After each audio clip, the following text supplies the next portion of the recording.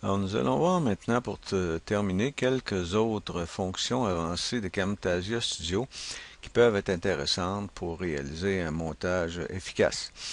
Alors, si on va dans le bouton plus, on voit qu'on pourrait, par exemple, enregistrer des commentaires vocaux. Alors, une nouvelle fenêtre s'ouvre. Et on voit tout de suite ici que le niveau d'entrée nous indique que le logiciel est bien configuré pour enregistrer le micro. Si on n'avait pas de signal ici, ben on pourrait aller à l'assistant de configuration audio qui pourrait nous aider à configurer le tout. Maintenant, l'audio qu'on va enregistrer, la narration qu'on va enregistrer, il faut choisir la piste sur laquelle on va l'enregistrer. Alors, souvent, la piste audio 1, ça va être la piste sur laquelle on va avoir l'audio qui accompagne les clips vidéo. Alors, généralement, au début, on va enregistrer sur la piste audio 2 et on peut régler ici aussi la durée de l'enregistrement. Alors, l'enregistrement va se faire à partir de l'emplacement de la tête du curseur. Mettons qu'on met le curseur complètement au début et qu'on est prêt à commencer. Alors, on va dire enregistrer. Alors, présentement, j'enregistre une narration pour mon montage avec Camtasia Studio. Alors, on va arrêter maintenant. Alors, quand on demande d'arrêter l'enregistrement de la narration, le logiciel nous propose d'enregistrer ce qu'on vient de sauvegarder, c'est-à-dire ce qu'on vient d'enregistrer comme narration sous forme de fichier.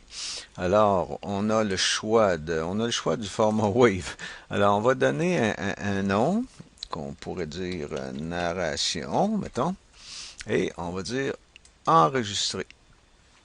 Alors, si on revient à la bibliothèque de clips, on voit que le clip audio narration est déjà disponible dans la bibliothèque. On voit aussi qu'automatiquement, le logiciel a placé ce clip au tout début.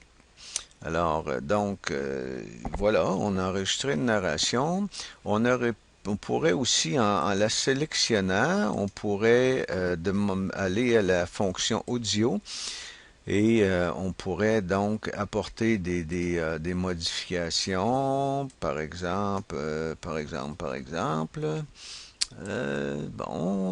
éditer le volume comme on a vu dans un autre tutoriel. Alors voilà, c'était une autre fonction. Ensuite, si on retourne au bouton plus, on voit quelques autres fonctions.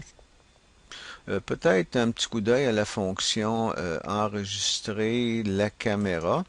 Alors, à ce moment ici, on se mettrait en mode d'enregistrement de la webcam. Alors, ce serait un peu comme l'enregistrement de la narration, ce sont un peu les mêmes options. On peut configurer, etc. Alors, on ferait enregistrer. Alors, j'enregistre présentement la caméra, la webcam. Alors, je vais terminer. J'ai pas besoin d'une grande démonstration. Alors, c'est un petit peu la même chose. Le logiciel va me proposer de sauvegarder le fichier, mais cette fois-ci, ça va être en format WMV. Est-ce qu'il y a d'autres formats disponibles? Non. Alors, on va donner un nom.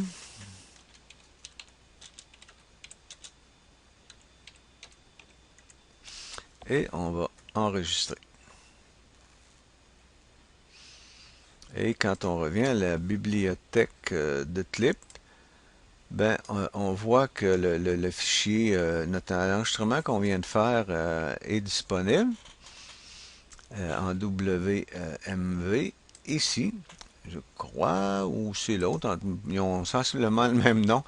Et on voit aussi que ce clip est allé se placer sur la ligne de montage et qui est dans une nouvelle une nouvelle piste qui est la piste PIP, Picture in Picture.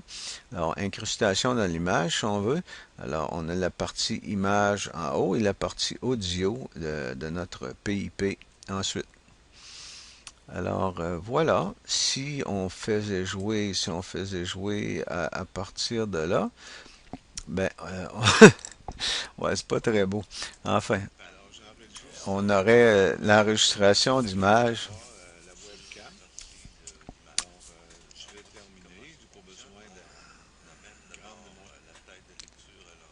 Bon, alors, comme vous avez vu, j'avais les deux sons, c'était un peu cacophonique, et on peut remarquer aussi que l'image était un peu grande.